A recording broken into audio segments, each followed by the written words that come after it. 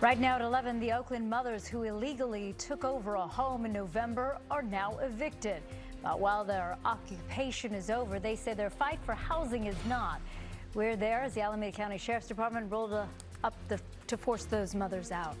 Good morning and thanks so much for joining us. I'm Laura Garcia. And I'm Marcus Washington. Now we brought you live breaking coverage of the eviction as it was happening this morning on Today in the Bay. And we're still out there with team coverage for you this morning. NBC Bay Area's Suratos has response from the developer that owns that property. But we begin with Kris Sanchez and more on the eviction from the mothers and the sheriff's perspective. Kris? Well, good morning to you, Marcus and Laura. Two of those moms are at the Santa Rita jail. The house is now boarded up with plywood. The eviction notice is pasted to the front door. But the moms say that they are now lawyered up and they're ready to continue their fight for housing. Alameda County Sheriff's deputies used a battering ram to get into 2928 Magnolia Street at 5:30 this morning. Two of the moms who illegally occupied the home in November were taken out in cuffs along with one other person. Supporters mobilized, and within 30 minutes there were hundreds of people on the street. At one point, a community activist was shouting down deputies who were dressed in fatigues, armed with AR-15s and stationed with armored vehicles. The one mom who was not arrested, Dominique Walker, told us they anticipated the eviction and sent the children somewhere safe. She says people should be appalled at the Alameda Sheriff's Department's tactics. Our tax dollars went to this extreme force to evict mothers and children at 5 o'clock in the morning. We are saying no.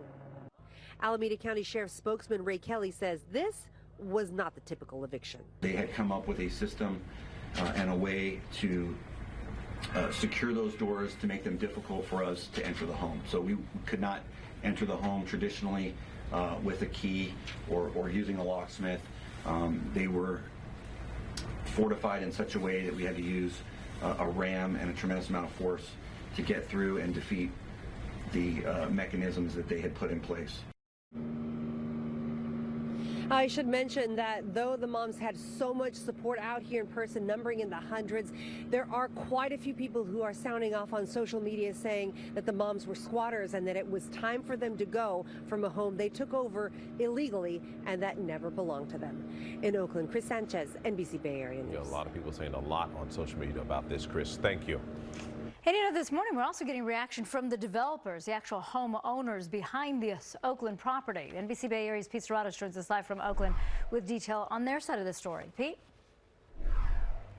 Yeah, good morning to you, Laura. Yeah, we're hearing from the other side. Sam Singer, he is a spokesperson for Wedgwood Properties. Of course, there's been a lot of back and forth on this issue over the past couple of months, but in the end, he says that the property group is glad that this ended peacefully. Now, we did have an interesting conversation a couple hours ago where Singer says the company actually offered to meet with the moms despite the fact they said they were illegally squatting inside of this home on Magnolia in Oakland. In fact, he says that they broke into the home just days before Wedgwood gained legal possession of the home. They actually purchased it back in July. Now, despite this, the property company claims that they offered to pay the shelter for the women for 2 months, and he said that they would pay for any moving costs. Of course, this was an offer, as we've reported, that the mothers in this called insulting. Now, while the company says that they sympathize with the moms, they say this is they're saying that at the end of the day, they didn't feel that it was the best strategy.